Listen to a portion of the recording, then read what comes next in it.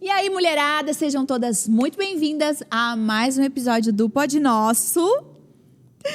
Abre as cameritas. Olha ela, a nossa Psy. psicóloga. Cauane está ofendida. Cauane ficou ofendida. Me mandou uma mensagem, que história é essa? Que agora a psicóloga Ela é acha que ela é psicóloga do Pod Nosso. Eu falei, mas Cauane, tu não é a psicóloga, tu tá ali como uma de nós. Ela não, mas é que eu sou a psicóloga do Pod. Não. E agora? Não, mas não é. Não é? No dia que Não nós é capaz. Ela é psicóloga, mas não do Pod. Do Pod Tá, você. tá bom. Você é a psicóloga da Pod Lovers. Oficializada. Só dei risada, kkk, Muito pra bom. ela. Não, cada um tem seu valor. Não, mas eu exijo também, né? Tem quantos anos também, né? Tem direito, Não, destacar. não. Tu viu, Cauane? Não, a Ela Cauane- poderia dizer, não, a Cauane, a De psica não. jeito Sou eu. nenhum. Sou eu. Sou Bem eu. resolvida, Não, né? sou eu. Não é ela. Você sabe o lugar. É indicador de saúde, né? Saber reconhecer o seu próprio lugar. Deus. Meu Brasil, hoje a gente vai falar de um assunto muito popular. Tá na boca do povo. Tá. Demais na verdade, da conta, mais do que deveria. Parece que tem, igual cachorro, parece que tem moda assim. Agora é a temporada do Shih Tzu. Agora Mas é eu do... acho, saúde tem de mental tem doença. isso, né? Agora Saúde- tem as doenças meio que as pessoas vão se identificando de acordo com como elas vão proliferando. Uma né? temporada foi depressão, outra temporada foi transtorno de... Como é que é? Tipo... Pânico, Síndrome do depressão. Síndrome do pânico. Sim. Parece que vai... TDAH, autismo. Autismo. Sim, não. Tem um modismo, o pessoal chama de hype, né? Isso. A da moda agora é A da moda é TDAH. Mas tem também um fator social. Tem uma onda. onda e uma progressão social, né? Então, tem motivos, por exemplo, para... na época do Freud, por exemplo, eram as histéricas, né? Que hoje são outras coisas, São né? outras coisas. Mas tinha sentido culturalmente serem as histéricas, porque a mulher tinha um papel Era mais oprimida. muito diferente. Então, aí vem a depressão por conta de outras coisas. E tem sentido um pouco, mas... Falar em Freud, só fazer um comentáriozinho aqui bem pontual. Quem é da psicologia, quem gosta, eu vi um filme, A Última Terapia de Freud. Já viu esse filme? Não. É bem interessante. Historicamente, se sabe que na semana em que o Freud morreu, um dia antes que ele morreu, ele se encontrou com um professor renomado acho que de Harvard. Não sei qual era a faculdade. Não, Harvard é dos Estados Unidos, né? É uma de Londres. Cambridge. Não, Cambridge. Ou Oxford. não sei. Oxford. Oxford. Isso. E aí, se tem essa história, assim, que poderia ser o C.S. Lewis. Então, escreveram um livro, né, que se tornou uma peça de teatro muito conhecida, que seria um possível diálogo entre Freud e o C.S. Lewis. Uau. E o filme Legal. o filme é sobre isso, né? Legal. Claro, não é um filme cristão, né? E eles ficam debatendo algumas... Quem gosta mais, assim, da psicologia ou talvez um pouco de filosofia, assim, vai achar interessante. E aí, esse debate entre os dois, bem Legal. interessante, assim. Mas você sabe que tem um livro, isso é fato, esse último eu não sei, não sabia. Mas tem um personagem na Sociedade Britânica que é o Pfister. Olha, se eu errar, é por aí. Mas é um pastor que mantinha a correspondência com Freud. E isso está documentado. Tem um livro, Freud, eu acho que é Freud e Pfister. Pfister. Não é um material que ele fala da ceia? Ele Que fala tem um muito, material ele tem do uma Freud. correspondência muito rica falando do evangelho e da psicanálise. E Que legal. o Pfister é psicanalista mesmo, então tem coisas que ele discorda e o Freud vai conversando com ele. Porque Freud era judeu, né? Então ele tinha... Um Tem conhecimento. textos, por exemplo, né, o Freud, o monoteísmo, Moisés e o monoteísmo, que é sobre o papel da tradição judaica. Não tem bastante coisa ligada à religião. Eu vi uma vez, li um texto da faculdade também, falou sobre a ceia, bem interessante, assim. Mas, enfim, daí isso já é outra coisa. Sim. E é isso, né? Na boca do povo está esta agora, né, a moda do TDAH, que muitos são diagnosticados, muitos a gente talvez chamaria de moda mesmo, não sei por quais motivos, mas muitas pessoas estão se identificando com TDAH, estão falando sobre isso, estão se questionando sobre isso e tudo mais. E a gente quis trazer essa pauta para o Pod Nós, para a gente, assim, esclarecer a mente e também entrar em outros assuntos que que é mais da área da terapia mesmo, não tanto da psiquiatria, né? Mais da psicologia. Então, que até a Thelma estava falando um pouco sobre essa diferença. E aí a gente vai se deter nesse assunto, certo? E vamos caminhar, sabe Deus até quando, com ele. Vamos? A gente pode começar definindo um pouco sobre o TDAH. Você atende especificamente, por exemplo, quero ser para terapia com isso ou não? Isso tanto faz, você vai pegar a história? Não, tanto faz, porque, como você disse, com a coisa da moda, né? Alguns delitos até, né? Nessa área, no sentido da pessoa fazer o autodiagnóstico, né? Preencher, às vezes, um questionário do Google ou dar uma gugada e achar que tem não só TDAH. Tem aquelas 8 né? características ali, já acha que é aquilo ali, né? Isso é muito comum. Então, é muito comum o paciente chegar no consultório com o diagnóstico pronto. Né? Que não veio, talvez, de ninguém, né? De nenhum profissional. Não, vem dele mesmo, né? Eu me sinto assim, eu sou assim. Eu pronto. identifico. Eu vi um meme do rapaz que tinha 38 anos, mas se identificava como um jovem de 28. Claro, É uma coisa aí. muito simples, Claro, né? né? Tem gente que até menos, né? Mas tem. Então, é muito comum chegar com o diagnóstico pronto. Dependendo da pessoa, ela não fica, porque, de fato, né, eu não posso receber o diagnóstico do paciente. Eu vou fazer uma investigação, né? E na diferença, como a gente estava conversando aqui, o TDAH, a bipolaridade, existem diagnósticos que são psiquiátricos, né? Que estão lá descritos no DSM. Então, o DSM acho que está em 5 já, né? E, então, o caminho da psiquiatria é receber o paciente, identificar quais são os transtornos, quais são os comportamentos que ele apresenta, ir para o DSM e encontrar qual é o diagnóstico, né, no qual a pessoa se talvez enquadra. as pessoas não saibam, mas o DSM é como se fosse uma bíblia, Uma assim, bíblia né? das doenças. Das Sim. doenças. E aí tem vários critérios diagnósticos, a pessoa tem um número X de coisas. Não é assim, porque tem um conjunto de características. Tem que ter várias daquelas ali, né? A gente não sei quantas tem que encaixar, mas tem que encaixar para poder a pessoa dizer que tem uma lesão. Tem um diagnóstico. Senão, porque eu sou esquecida, eu sou tal coisa. Não, é bem mais complexo. Exatamente. Né? Então, existem, né, no consultório do psiquiatra alguns testes que ele realiza, né? Então, tem uma... Só que o enfoque é esse. É identificar qual é o sintoma, qual é o sofrimento do paciente e prescrever uma medicação. Lógico que existem psiquiatras psicanalistas que vão também por outro caminho, né? Então, lá no nosso instituto tem psiquiatras que são formados em psicanálise, então ele já, né, espera um pouco mais para medicar, mas, de forma geral, o caminho é a medicação. Para atender o sintoma, para diminuir o sintoma. Né? Então, esse é o papel da psiquiatria. E existem muitos diagnósticos psiquiátricos que, às vezes, dentro da psicanálise vão sofrer alteração. Né? Porque... Vai resolvendo algumas coisas. Ou vai resolvendo, ou a maneira de abordar e de compreender o desenvolvimento humano é diferente. Né? Então, a gente já falou aqui várias vezes, nos outros, né? Para não ficar repetitivo, a ideia da psicanálise winnicottiana, por exemplo, é entender que o ambiente participa da formação do indivíduo. Né? Então, no diagnóstico psiquiátrico, invariavelmente, a ideia é que há um distúrbio cerebral, ou um distúrbio hormonal, ou um distúrbio da química do cérebro inata, né? Que não dependeu de nenhum fator ambiental, de nenhum fator relacional, que está ali, nasceu com a pessoa e ela vai desenvolver aquela patologia independentemente do ambiente. Para a psicanálise, não. Né? Então, para nós, a ideia é que o indivíduo nasce e o cérebro vai se formando juntamente com O ambiente. Com o ambiente e com as emoções. Né? Então, a pessoa vai crescendo.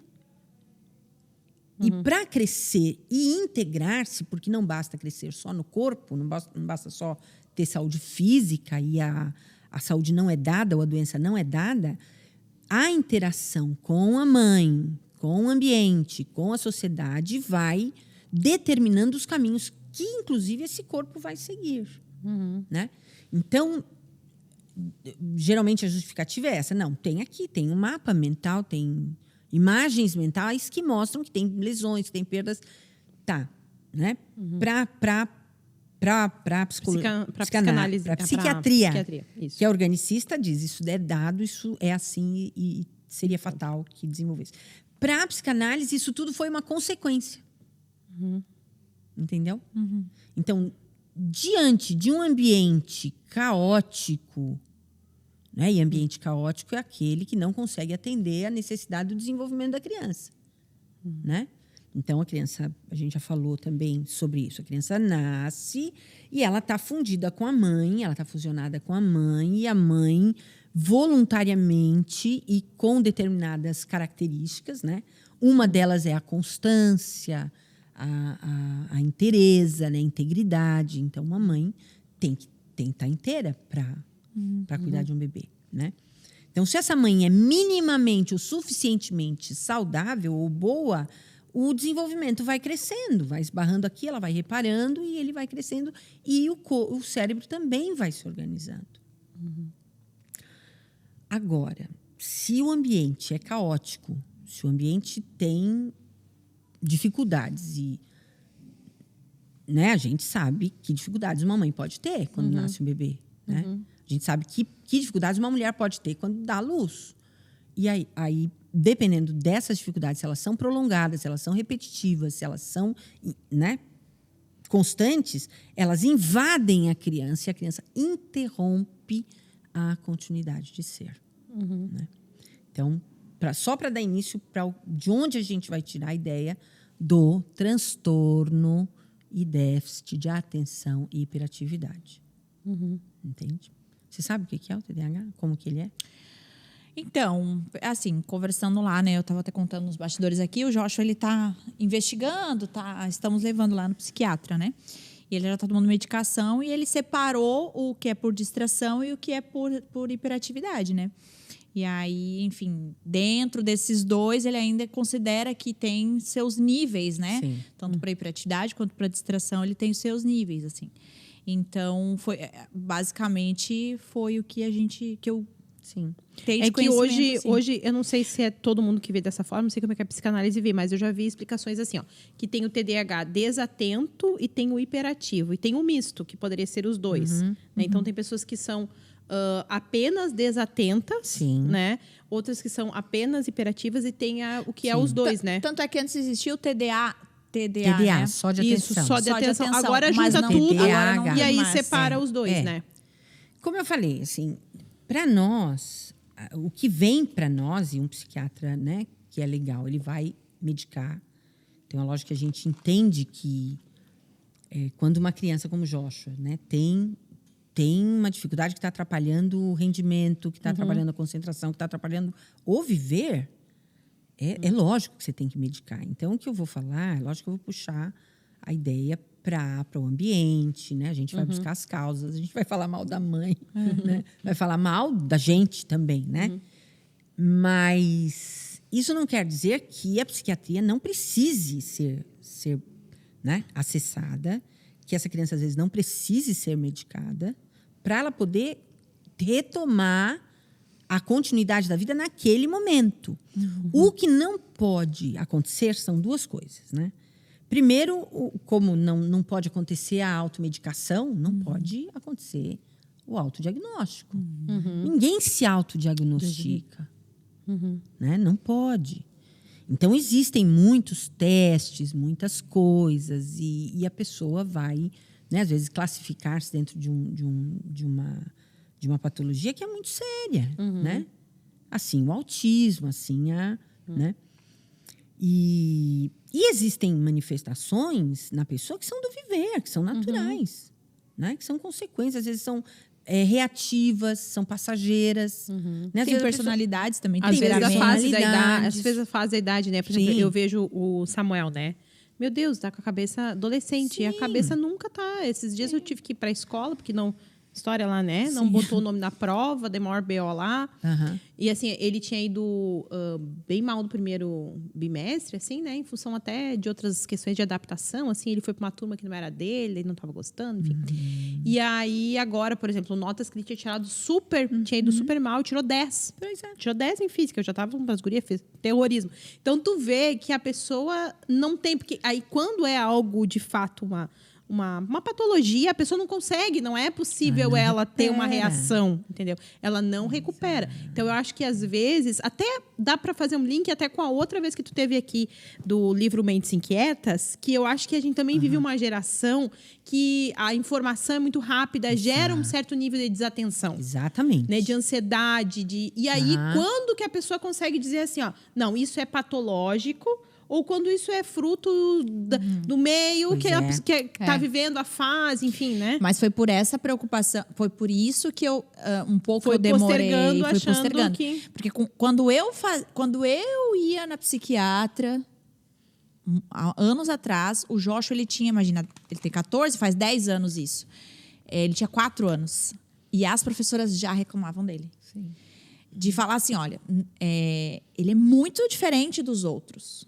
Há uma preocupação, porque ele não consegue segurar muito tempo. Assim, coisa que dentro da metodologia para aquela turma funcionava, mas para ele não funcionava. Eu levei e ela falou, olha, ele é muito novinho pra gente fechar um diagnóstico. Teria que esperar um pouco mais, né? Aí, nessa de esperar um pouco mais, eu esperei 10 anos. Não, mas é porque eu acho meio normal acontecer isso. Não dá pra se culpar, porque a gente, às vezes, vai sem saber mesmo, né? Até que ponto aquela criança realmente tem uma dificuldade, ou a escola, às vezes, que não tá preparada para aquela criança que é um pouco mais agitada. É difícil mesmo. Que no caso dele era perdas, né? Era...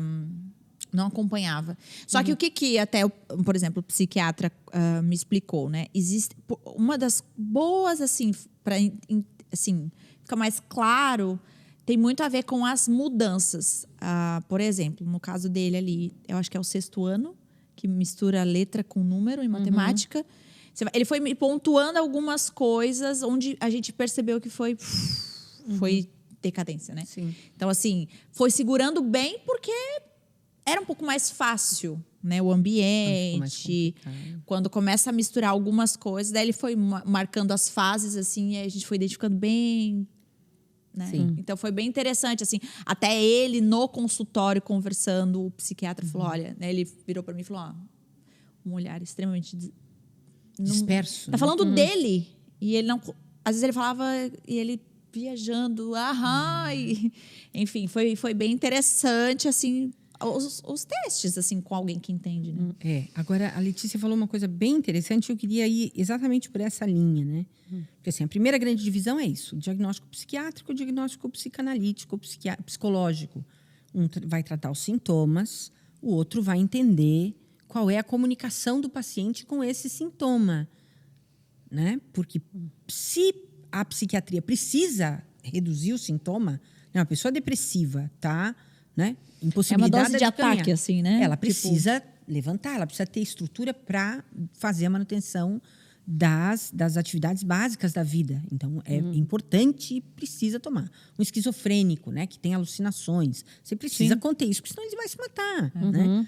Então, é importante. A psicologia ou a terapia vai dar estrutura de self, porque ela vai entender que o sintoma, qualquer sintoma, seja a depressão, a bipolaridade... Na verdade, a bipolaridade não é um sintoma, ela é uma formação de defesas. Ela é uma maneira de existir, né?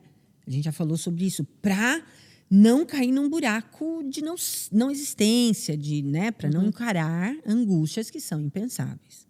Então, de qualquer forma, os sintomas são comunicações. Eles querem dizer alguma coisa para o ambiente... para que o ambiente, seja a terapia, o pai, né, a vida, restaure o que foi partido. Né? Porque todo sintoma é uma interrupção da continuidade de ser. Uma criança que está bem, que tem um ambiente tranquilo, não interrompido, que tem uma mãe minimamente saudável, como eu falei, que não é depressiva, que não é caótica, ela vai dar condições para essa criança, né, evoluir, né? Agora, acontecem algumas coisas que são inevitáveis para a mãe. né? Às vezes uma crise, às vezes a revivência da infância dela, porque é toda uma cadeia de situações que estão fora do controle da mãe, né? Então, você precisa entender que essa criança está comunicando isso. Alguma coisa me falta. E, às vezes, com essa ideia do TDAH, a criança tem ela tá, né, dispersa. É muito claro ver uma criança dispersa como alguém que está agitado para sair da angústia, que está correndo. E o que está parado? E o desatento, que está desligado, né? A ideia é que ele não tem movimento interno nenhum, mas ele está o tempo inteiro todo trabalhando, né?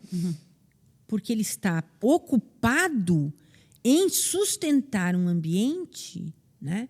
E de antever ou de prevenir ameaças que estão cravadas dentro da personalidade dele. E que talvez tenham acontecido no primeiro, segundo, terceiro mês e que ficou ali, né? Então, esse é um aspecto, a comunicação, o que a pessoa está comunicando. E o outro é o que você falou.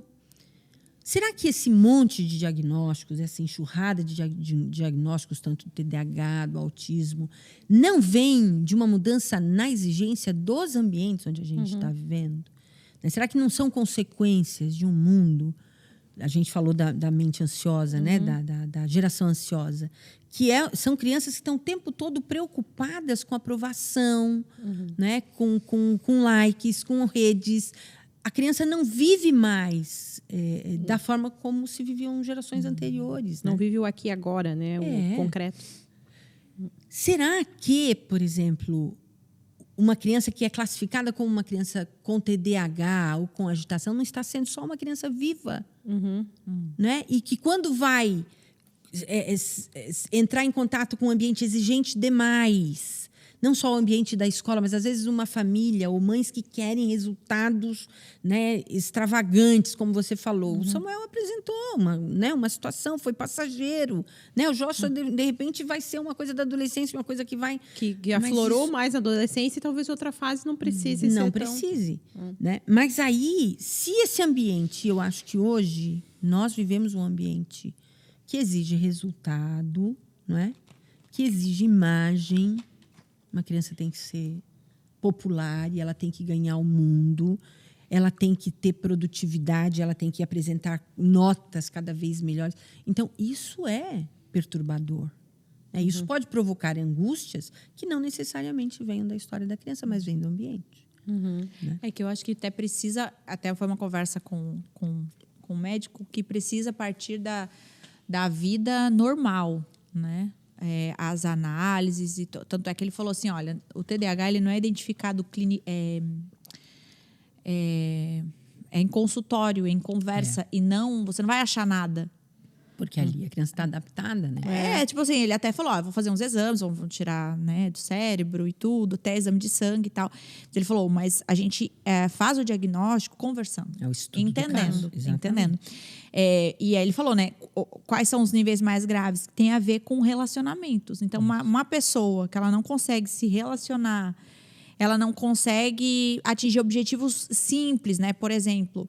Vai lá no quarto, pega tal coisa, volta com outra coisa, não lembrou o que era para fazer. Então, essas são coisas assim da vida normal, né? E que são impedidas de fazer porque não consegue. Não, é uma coisa assim, impossível andar para frente, né? Então, por isso que eu acho que esses cuidados, porque muito dos diagnósticos que a gente tudo é piada, né? Tudo vira, é porque o meu TDAH e o meu TDAH, a pessoa nunca viu. Toque, o negócio o toque, tem muita coisa assim muito popular, né? Mas que tem a ver às vezes com performance, que é diferente. É diferente da vida de você conseguir viver, se relacionar com as pessoas e tudo mais, né? Ter amigos. Ele até questionou, por exemplo, até amizades dele. Falou, Josh, o que as pessoas falam sobre você? Né? Como você se sente bem no meio das pessoas? Porque tem a ver com isso, com você andar para frente, você buscar uma coisa que você ir no mercado e comprar e trazer para casa. São coisas que você vai precisar para sobreviver. É diferente de performance, Exatamente. né? Tem muita gente que não consegue performar e chama isso de TDAH. E aí isso mora um grande problema. Sim. Mas quando é o caso, como do Joshua, em que envolve angústia, que envolve paralisia, né? Que envolve uma ansiedade que vai entrando para outras áreas, que vai interrompendo outros avanços. Quer dizer, um menino de 14 anos deveria estar, né, envolvido e interagindo com os amigos e não consegue fazer por conta da dispersão. Né? Aí isso é seríssimo. Foi exatamente, essa foi a nossa preocupação como pais, assim, porque a gente não é muito de ficar caçando isso, mas eu percebi exatamente isso, uma baixa vou viver, não consigo viver. Não consigo ser bom em matemática. Exato. Eu queria tocar instrumento, eu não consigo. Eu não quero mais sair de casa. Começou a internalizar isso e eu sou assim, eu sou assim, eu sou assim. Eu não vou pra frente, eu não quero fazer nada da vida. Não consegui andar. E assim... tá saindo dele, quer dizer, uma reclamação dele. A gente consegue identificar quando é uma questão de moda ou de angústia paterna, porque às vezes, né, como essa questão da performance, geralmente sai da família, né? Quando a criança está bem, a criança está feliz, né? A exigência é de fora, a exigência é do pai e da mãe. E a criança está vivendo, né? Eu vi uma pessoa dizendo assim, no mundo de hoje, uma pessoa que está adaptada e que faz tudo de acordo com as regras e que está totalmente feliz está doente, né? Porque o mundo está louco, né? Então, também isso você tem que avaliar. O quanto a pessoa está adaptada a um ambiente tem gente dando louco. cadeirada, né? Tem gente dando cadeirada em lugar que não... Né? O mundo tá muito louco. Tem gente que Não julgo. tá no lugar, Não julgo. inclusive até antes. Às vezes eu tenho umas vontades de dar umas cadeiras só. Ah, Não dou. tem. Porque eu tenho um Mas temporal ali forte segurando a cadeira. Eu não sei. Não Mas sei você se eu tem- seguro. Às vezes eu olho a cadeira e penso, olha, uma boa cadeirada. Tu viu que resolvida. no outro coisa eles fixaram a cadeira? Gente, olha Normas tu para vê, debate. tu Não, vê, mas você né? tem que pensar. Por isso que o mundo tá louco. Tá Quer dizer, não louco? é a cadeirada que tá louca. É a pessoa que tomou a cadeirada que tá ali naquele lugar. Que não deveria É estar nem aquelas ali. pessoas que estão ali, né? Se tu for avaliar, gente, o que é aquilo? Que é porque aquilo? a cadeirada já é consequência de muita coisa que De já tá muita rolando. coisa. Porque faz dias que aquilo ali é um bando de doido. É E um às bando vezes- de doido. Pois é. E às vezes a cadeirada é a única coisa saudável no meio de um mundo louco. Defendendo da Atena agora. Oh, meu Deus. Não, defendo a Atena, não. Ele não devia estar ali. Não, uma pessoa desequilibrada não devia estar ali. Mas o outro também falando que falou não devia estar ali. Não, Tudo louco. Meu tudo Deus. doido, gente. Aquilo ali, não se Pois juntar é. tudo, Então, não dá um bem ser certo. sadio num ambiente anormal... A única coisa normal foi... Até reunião do CAPS é mais tranquilo. Agora, ser louco num ambiente...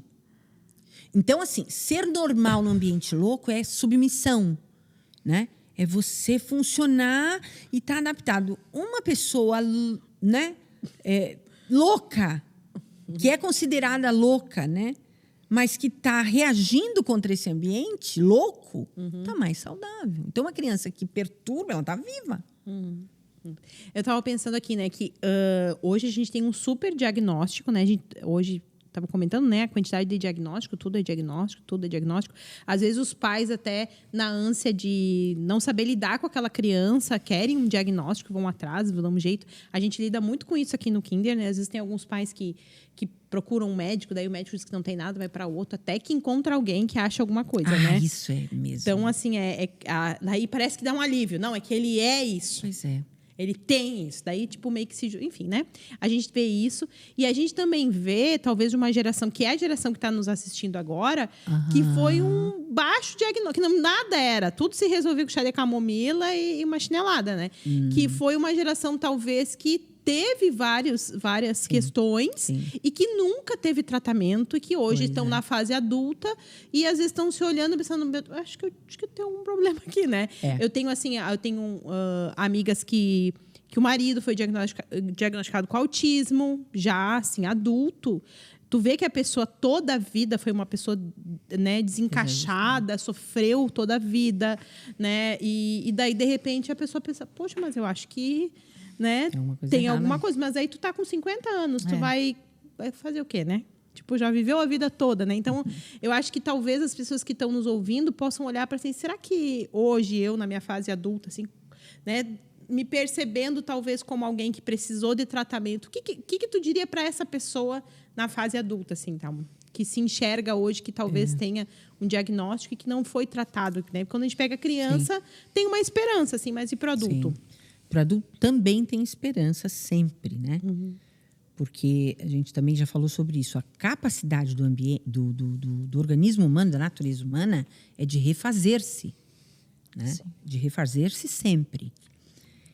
E a gente se refaz não é com coisas, não é com remédios só, mas é com relações, com relacionamentos. Então, não é incomum uma pessoa que, né, vive 30 anos numa determinada direção e, de repente, encontra alguém, encontra um marido, um namorado, tudo mais, que entra na vida da pessoa e transforma a vida da pessoa, né? Porque traz coisas, cura coisas. Isso é próprio da relação e é próprio da natureza humana. Então, independente do momento em que se perceba, né, tratamento, tem que se procurar um tratamento. E aí entra nessa polêmica violenta com relação a essa questão do hiperdiagnóstico, né? Então, o que a gente discute muito? Que, por um lado, existe uma hipervalorização de qualquer coisa do viver, qualquer dificuldade do viver. A gente chama isso de medicalização. Deve ser transformar em assunto médico, não medicação, mas medicalização. Transformar em assunto médico questões que são da vida, que são do crescimento. Então, o conceito de saúde do Winnicott é esse. Saúde é o indivíduo saber que a vida não é perfeita, em primeiro lugar, né? Daí você já dá diagnóstico para umas 50% da população. Porque tem gente que acha que a vida é perfeita. Sim. Né? Que a vida vai seguir um trilho, vai funcionar. Para muitas pessoas é novidade você descobrir que a vida comum não é uma linha reta. Não dá para ter. Né? Uma vez eu gravei um vídeo falando sobre isso. Gente, sabia que é normal as pessoas estar bem, estar mal? Isso não quer dizer que você está com problemas? Isso quer dizer que a vida é normal. Né? E aí teve várias pessoas que falaram, gente, por quê? Porque a gente olha vários segundos da vida das pessoas nos stories e você percebe, cara, Perfeito, que dia né? maravilhoso essa pessoa viveu, né? E esse é um dia normal. Exato. E o meu dia não é assim. Mas, na verdade, não é o dia de ninguém. Exatamente. Então, a primeira coisa, a vida não funciona como o Instagram reporta bem o tempo todo. A gente acorda com mau hálito, com dor de cabeça, fica bravo. A gente vive. E a vida é uma sucessão de situações opostas. Em segundo lugar, você tem que ter um eu. Né? Ele fala, a pessoa que sabe que a vida tem altos e baixos, que tem um eu. Isso já é também um outro indicador de saúde gigante, porque ter eu é isso, é viver com uma mãe que espelha. Aí depois, outro dia, a gente vai falar do papel do espelho da mãe e da família para a construção do indivíduo. Né? O bebê captura tudo que a mãe é e olha para o bebê, ele vai ser também. Ele vai capturar, porque ele não tem outra referência. Ele está fundido com a mãe. Então, a mãe que olha e vê um bebê maravilhoso, lindo e né, está transmitindo para esse bebê coisas profundas que ele vai levar para a vida adulta. O oposto também. Uma mãe que não é vista, que não vê, que está deprimida, que olha o bebê e não se conecta. Esse bebê vai ficar o tempo todo alerta, procurando a atenção da mãe. Muitas vezes no TDAH você tem essas etiologias, esses dados.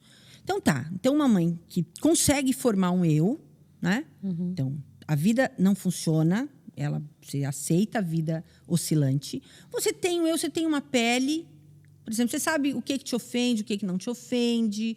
Né? Você tem uma estrutura mínima para enfrentar e você sabe se responsabilizar pelos fracassos. Já põe também mais 25% da população doente, porque tem gente que não se responsabiliza, põe a culpa no outro, põe a culpa na vida, em Deus, no mundo, e nunca assume. É que nem algumas pessoas, às vezes, que nem diagnosticadas são e que se autodiagnosticaram com TDAH, e aí qualquer problema na vida, é que eu tenho TDAH. Aí tu fica assim, tá. Isso é terrível. E aí? Tipo, é um amuleto, né? O que tu tá fazendo com isso? Tu vai ficar usando isso como... Porque eu acho que assim, se a pessoa tem e a pessoa busca uma solução, ela tem que achar um jeito de viver, de rodar a vida de forma saudável, né? Seja com terapia, medicação, ou criar sistemas ali que ela consiga melhorar a performance dela na vida, de conseguir resolver, né? Agora, o que ela não pode é não fazer nada e usar isso como uma justificativa, né? Que é o que acontece. Eu tenho muitos pacientes que fazem isso, mães que fazem isso. Né? Você falou muito bem. Eu estava brincando que eu vou escrever um artigo sobre isso lá no grupo, né, de pesquisa que a gente tem, que é: mãe, tem uma péssima notícia, seu filho é normal. Né? Porque é uma péssima notícia para algumas mães, porque elas têm que se envolver, né, na responsabilidade de que aquela criança está chamando a atenção. E é interessante esse jogo de palavras com TDAH, assim, é transtorno e déficit de atenção. Às vezes, é a atenção que a criança precisa receber e que não está recebendo. E ela vai provocando um estardalhaço no mundo para receber a atenção que ela não tem. Então, uma criança... déficit de atenção de quem? Né? Déficit de atenção de quem? Quem que tá precisando Vindo de atenção? onde? Entendeu? É isso. Então, aí a pessoa, então, saudável, se responsabiliza pelos fracassos, deprime, que depressão é muito bom. Tem gente que precisa deprimir, não é? E Tem o que é gente que depressão? precisa. É responsabilização. É falar, putz, errei. Errei, fiz uma droga com a Larissa. Até para se reorganizar e não virar um Sim. narcisista achando que ele tá sempre Exato. certo. Tem pessoas, não tem umas pessoas que tem que tomar um solavanco da vida de vez em quando, dar uma deprimida, se Sim, sentir humilhado para se organizar, porque a pessoa vai indo achando que é o Entendeu? É o bambambam. Vem cá, você não é o centro do mundo. Para, chora por isso. Mas isso, por exemplo, falando de mãe, né? Isso também parte de um princípio de que a gente não quer errar. Isso aí já foi tema de muita terapia nossa. Eu não quero chegar, sei lá, meus filhos adultos. Eu tô sempre investigando com eles. O que eu tô fazendo de errado? O que você quer? Mas eu ele não vai faço falar isso pra também. você, vai falar pro terapeuta dele. Mas eu investigo. Porque daí o que Eu acontece? pergunto também. O que eu não quero é que chegasse... Eu não quero nem saber. O que eu não queria... Não, enfim, né? Porque a gente ama muito. A gente não quer... Assim, às vezes eu tenho, tipo, esse peso dentro de mim como mãe, do tipo assim... Eu faço parte da formação dele, né? Então, assim... E às vezes eu tenho muita culpa nisso, porque às vezes eu penso... Poxa, eu não quero ter deixado passar nada, que aí no futuro eu falo assim, poxa, era só ter... Legal. levado no médico, era só ter Ter dado perguntado. Exato. Às vezes só perguntar, tô brincando, né? Assim, porque a gente não vai acertar tudo. Sim. Mas às vezes perguntar pro Joshua, pro Zion, é o que eles precisavam. Assim, pô, eu nem vou falar pra minha mãe o que é, mas ela se interessar, né? Traz ela pra cena. Né? Ela tá se importando comigo, já cura um monte de coisa. Exato. E eu acho que muito também das mães quererem diagnosticar e buscar e entender, às vezes pode ter a ver também com essa manipulação do tipo, eu não vou me esforçar, vou deixar que o médico faça, um terapeuta faça o meu trabalho. Mas às vezes também tem a ver com isso, assim, tipo, mas e se tiver? Ele não vai ser um bom profissional, isso vai ser toda a minha culpa. Né? E óbvio que a vida não é sobre você, mas eu, como mãe, olho para as crianças e falo, eu não quero ter nenhuma coisa lá para trás que depois, sabe? Sim. Eu acho que tem um limite, Lari, né? Para essa questão. É lógico que toda mãe que ama, lógico, né? Já contei algumas coisas da Débora. Débora, com 25 anos, teve crises. E eu tinha essas semanas, né? Teve uma situação lá. Eu falei, olha, eu não sei o que fazer. Fiquei mal de madrugada. De madrugada eu fui para a cama dela, abracei. Falei, não sei o que fazer. Abracei. Só. Foi a única coisa que eu consegui fazer. E foi bom, é o que eu falei. Inclui, né? Você não sabe como fazer, você não tem, né? E agora, quando você está vendo uma situação angustiante, né? Como você viu com o Joshua, né? Poxa, não está rendendo, essa angústia cabe. O problema é quando a criança não está mal e você sofre com uma pressuposição de que isso é culpa falsa, isso é perseguição, isso é paranoia, né? É você, tá tudo bem, as crianças estão vivas e estão bem. Às vezes você fala, mãe, né? Me deixa, eu tô bem. Você ficar sendo perseguido por uma questão subjetiva, um medo subjetivo de que você não fez, aí isso é patológico. Entende? Porque a criança dá indícios de que tá tudo bem, né? E a gente tem que pensar que se a vida tá, pelo menos aqui nesse lado ocidental, ainda tá em pé, com poucas guerras, né? Com outras coisas, cadeiradas e tudo mais, mas é porque a maioria da população está indo bem e a maioria das mães estão fazendo um bom trabalho. Até o tédio, por exemplo, né? Existe essa Assim, a criança precisa estar o tempo todo comigo e o tempo todo eu fornecendo atividades e possibilidades e ele não pode ter falta olhando para os amigos, então tem que estar sempre jogando com os melhores jogos, coisa assim, essa enxurrada e que muitas vezes, por exemplo, o pai e a mãe não aguentam ver a criança sem nada para fazer, né? Como se eu estivesse falhando, Mas não a vamos angústia dela. Exatamente. Eu penso muito sobre isso, mas assim. tem duas coisas para falar. Às vezes eu faço, meu Deus, essas crianças não vão Não, eu fazer tô nada. pensando... tô eu agora com TDAH Como eu aqui. venho... Como eu Tu viu o venho... vídeo que eu coloquei lá do... Sim, eu te mandei o vídeo. Daí tu Depois eu vou te mostrou. mostrar. Como eu venho um pouco, eu fico monopolizando, quero falar um monte de coisa, mas você fala, Letícia. Não, é que eu tava pensando aqui que... até perguntei pro Daniel se eu podia comentar, né? O Daniel foi diagnosticado com TDAH com 48 anos, né? Então, tipo assim, metade da vida já Vale foi, a né? pena. E aí, essa semana ele tava conversando com um dos parentes dele lá, da família dele, os pais, e o pai comentou uma coisa... Tu lembra, Dani, tal coisa, tal coisa. Olha, eu tentei ocultar que era o pai, falei, né? Tu lembra tal coisa, tal coisa? E ele me olhou assim, porque isso que é uma coisa normal, uma situação normal, corriqueira da vida, assim, para ele teve um reflexo ruim.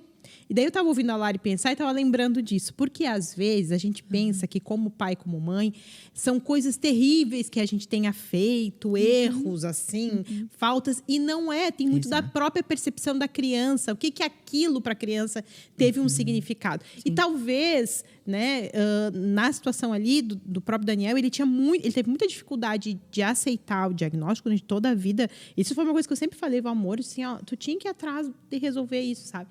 Ele nunca deu muita bola porque ele pensava assim, é coisa da vida. E assim, ele sempre teve uma família muito estável, pais, mas ele não tem o que falar dos pais, de horrível, foram pessoas horrorosas. Não, as pessoas maravilhosas que foram muito bons com ele. Então, às vezes, a gente tem essa angústia de sempre querer acertar, mas até a própria angústia de querer acertar talvez reflita de uma maneira para um filho, poxa, minha mãe só queria acertar comigo. Tipo, é umas coisas, às vezes, que a gente não tem como controlar. Cada caso vai ter uma razão. História, né? Mas é isso, eu acho que, como você está dizendo, o significado que tem para o pai, talvez porque ele tenha vivido lá outras situações na casa dele e ele não quer errar, porque para ele foi traumático, não é para a criança. Né?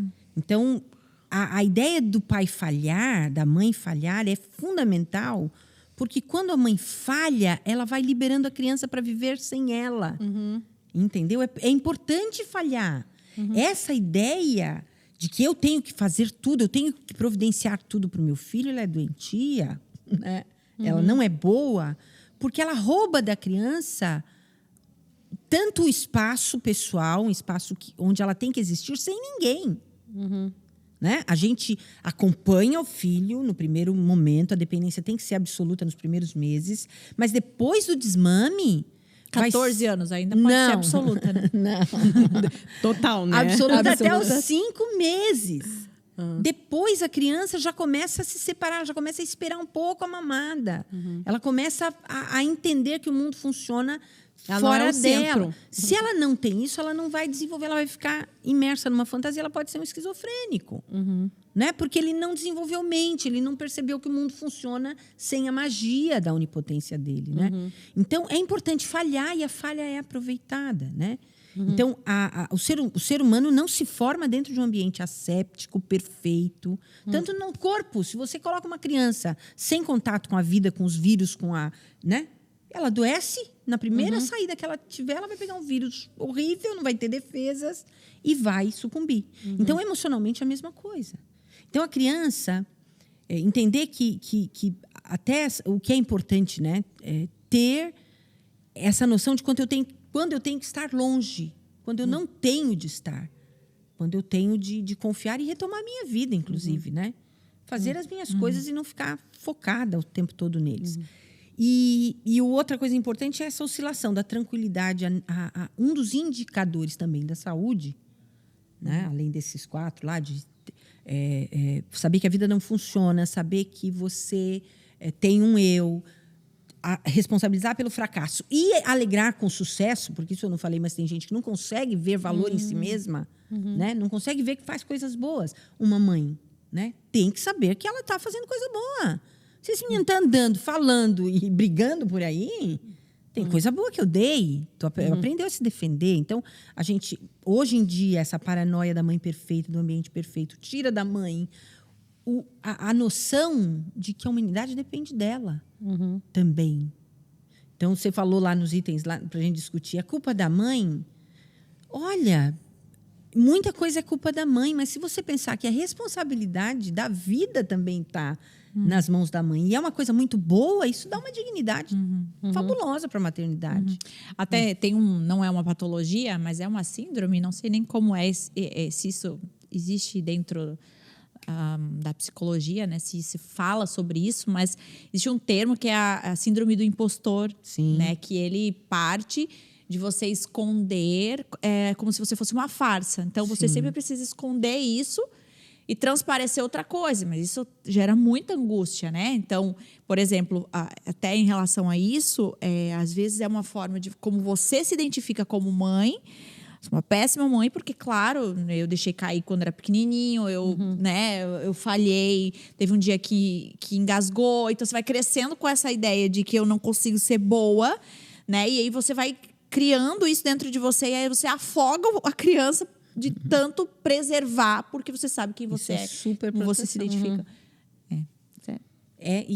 Tem uma classificação, sim, né? Que é o que a gente chama de falso si mesmo. É uma construção para atender uma demanda para esconder um verdadeiro si mesmo, para proteger o verdadeiro si mesmo, e você passa a viver para se adaptar e para fazer coisas adaptadas. Que é o que acontece muito com quem tem TDAH, porque a pessoa que nunca foi tratada, ela fica toda a vida tentando que as pessoas não saibam que ela tem aquela dificuldade, assim, né?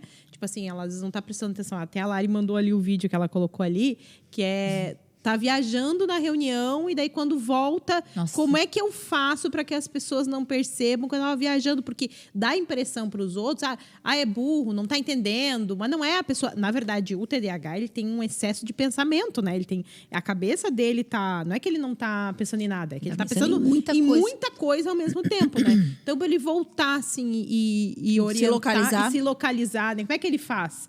Né? Então, ele vai tentando e aí vai dando aquela sensação de que ele é um impostor, porque ele está tentando manter que né? E, na verdade, aquilo vai gerando uma angústia muito grande, né? E não seria uma saída, e aí só fiz toda essa volta e talvez responda o que você me perguntou, né? O que fazer quando você é adulto e tem uma dificuldade, né? Não seria uma saída reconhecer, dizer, olha, não entendi, não ouvi. Né? Lógico, você precisa ter confiança num ambiente que te acolha e que te entenda. Mas esse é o grande problema com essa geração mais adulta. Se a geração do Instagram, a geração Z, vamos dizer assim, né? Ou até o Y, tem diagnóstico para tudo porque tem o direito de estar doente em todas as questões. Toda hora é uma coisa. Tem uma geração anterior que não dá importância para a própria dor. Tá doendo, mas eu tenho que esconder. Né? Tá doendo, mas eu não vou fazer, não vou falar porque eu vou ser rejeitado, né? Então, é muito importante. Isso eu falo muito para os meus pacientes que me procuram nessa fase. Né? A vida inteira a pessoa banalizou, a pessoa escondeu, a pessoa se julgou diferente. Né? Mas ela não pode diminuir o valor da dor. Tá doendo, não importa. Né? Eu até perguntei pro Daniel, amor, tu te importa que eu fale que tu tem TDAH? Ele, não, porque essa altura do campeonato da minha vida, o que eu vou estar me importando? Mas eu acho engraçado, porque para ele, assim, eu já era uma coisa, Daniel, não é normal, tem coisa que não é normal. Sim. Entendeu? Tipo assim, muita coisa do dia a dia. E o que acontece? No TDAH, na situação dele, ele não é hiperativo, nada hiperativo. Ele tem o desatento, né? Ele é só desatento. E... Ele pensa coisas, assim, que eu fico, da onde é que tu tirou essa informação? Porque ele faz umas conexões na cabeça dele muito doida, assim, sabe? Tipo, coisas que ele pensa...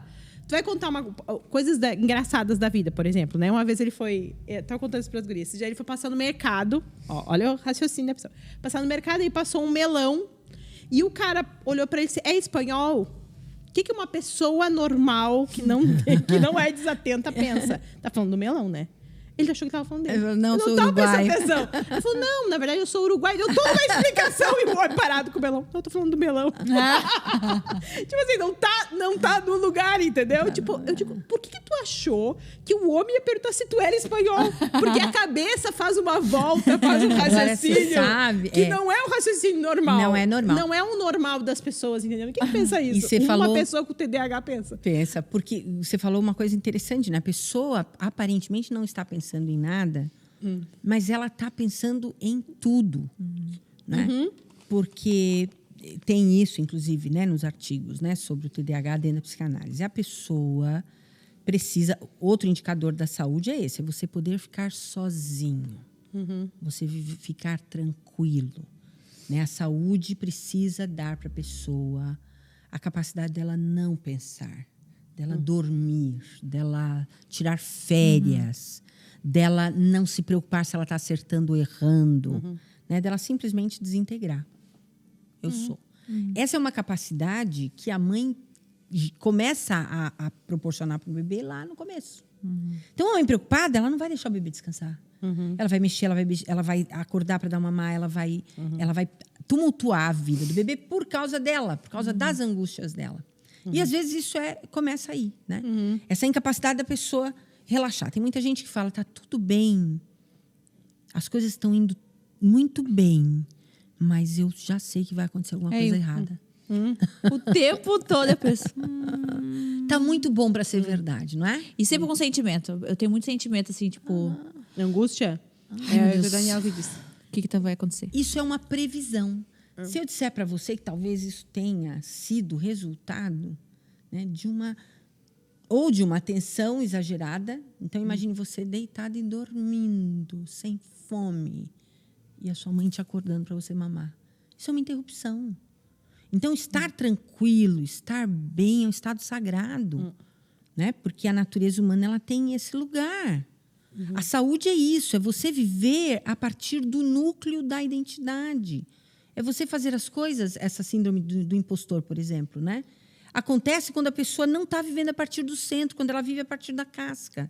Então, ela faz coisas para evitar a tragédia, ela faz coisas para as pessoas gostarem dela, ela faz coisas para ser incluída, ela faz coisas para não ser rejeitada.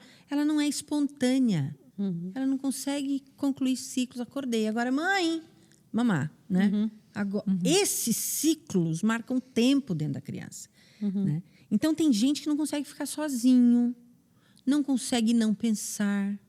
Então, o do melão lá espanhol, né, ficou imprimido nele. Eu tenho que ficar o tempo todo, né, vendo se minha mãe vai me acordar, ou se vai acontecer alguma coisa, ou se minha mãe... Isso acontece muito com filhos de alcoólatra, é mais próprio no filho de alcoólatra, mas filhos de mãe depressiva têm isso. Eles, ao invés deles relaxarem e confiarem na vida, eles ficam olhando indícios no rosto da mãe ou do pai para ver se bebeu, se não bebeu, se está bem hoje. Não relaxa. Não relaxa. Até no médico lá, ele falou assim... Ele bem tranquilo aqui, fazendo, né? Sei o que lá, sei o que lá. Dele assim... É da mãe ou do pai? Fez assim. Aí eu... O quê? Qual dos dois que tem? Deu... O quê? TDAH? Eu falei, não sei. Agora tu me pegou. Dele assim. Aí o Joshua... O pai não é. Não quero acusar, mas um não é. Não sei quem seria, mas o pai... E aí eu falei, mas por quê? Ele falou, não, dificilmente uma criança tem isoladamente. Isso precisa... Aí eu fui para casa dos meus pais, né? E eu contando isso à minha mãe.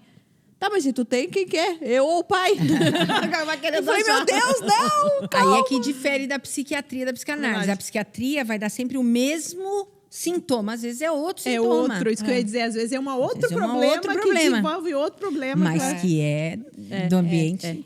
E outra Eu coisa... quero ver se... Eu tenho algumas angústias, assim, do tipo... Não, eu sou isso aqui, extremamente limitada. Não vou conseguir prestar atenção nas reuniões, pregações longas. Eu tenho uma lista, gente, de coisas que eu fui observando, né? Porque a partir do Joshua eu fui me observando. Aí um dia eu falei, eu vou sentar com alguém e mostrar. Porque pode passar reto, como passou 34 anos, mas, né, pode ser que não seja. Então, são... E eu acho assim que outra coisa que eu percebo assim que o TDAH tem muito, que eu vejo no Daniel, é a questão é muito pensamento, então tem muita dificuldade de se organizar para execução. Entende? Assim, porque daí é muita coisa. Assim, muita coisa. Então, assim, a gente até uma pessoa comentou quando eu compartilhei ali, a pessoa falou: meu marido é TDAH, fale um pouco de como é que isso é no casamento e tal. Daí dava para puxar isso, que foi uma coisa que a pessoa pediu. Porque eu vivo isso, porque eu, ao contrário dele, eu sou muito... A minha parte de execução é muito boa, entendeu? Então, o que a gente foi ao longo dos anos? Eu estou há 26 anos com o Daniel, né? Então, há 26 anos que eu convivo com ele sem ter um diagnóstico, né? Então, toda a vida, como é que a gente trabalhou sempre muito junto? Ele tem as ideias e eu pego aquela ideia e executo, entendeu? Então, assim, a gente foi ao longo da vida... adaptou.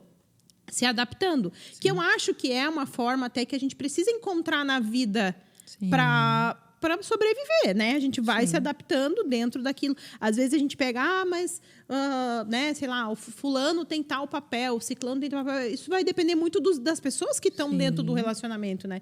Então, assim, ao longo da vida eu fui sempre sendo assim. Eu digo, amor, anota aí tudo que tu quer, que daí eu vou... Aí eu boto, eu organizo. A gente pode fazer aqui, aqui, aqui, aqui. O que tu acha?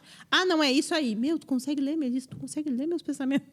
Porque eu já consigo entender isso, né? a forma dele pensar. E aí eu consigo colocar do jeito que não fere a ideia, mas eu consigo executar a ideia que ele queria. Mas isso são formas adaptativas que a gente vai tendo. Então, eu acho assim, quem convive com alguém que tem uma questão de TDAH, né, ou enfim, ou qualquer outra, né, transtorno, ele também precisa criar uma adaptação ali no casamento, né? Porque ele vai precisar tornar aquilo ali funcional, né? Sim. Eu acho que até esse assunto a gente pode entrar no próximo episódio, que é as relações e a casa e o legal. que influencia, o meio que influencia. Que eu acho que pega muito mais da psiquiatria, da psicanálise. Certo? Show! Deu para dar um geralzão aí de TDAH. E aí, você tem TDAH? Coloque aí nos comentários. Você acha que você tem? No teste da Capricho, nem tem mais Capricho, né? Não faça teste no Google, por favor. Não, né? Tá bom, não existe teste. É muito induzido. Indutivo, sim. Indutivo, né? É que, gente, às vezes, o que é um sintoma? O que é não ter atenção pra mim não é o que não é ter atenção pra ti? O que é... Exato. E existe, muito o que você tá vivendo, né? Só pensando, né? Fechou, mas assim, diagnóstico não é uma coisa fechada e não é um crachá imutável que você vai colocar no pescoço. A gente fez um pod com a Thelma sobre diagnóstico. Falamos só de volta diagnóstico. Volta lá. Porque, às vezes, não tem uma coisa que te defina, né? Você tem uma depressão psicótica, você tem tendência antissocial. E quem dá o diagnóstico é quem lhe acompanha, quem faz um estudo do seu histórico e quem tem conhecimento. O Google não tem. Exato. Ixi, perigoso. Eu falei Capricho, nem tem mais que a revista Capricho tem. Não, acho que não. Coisa é velha, né? Foi longe. Amei. Gostaram, gente? Coloca nos comentários aí. O que você achou desse assunto aí, introdutório desse assuntão? Assuntaço, tá? A boca do povo. Beijo pra vocês. Semana que vem a gente volta com o mesmo assunto e agora ampliando um pouquinho mais, tá bom? Deus abençoe e até o próximo Pod Nós.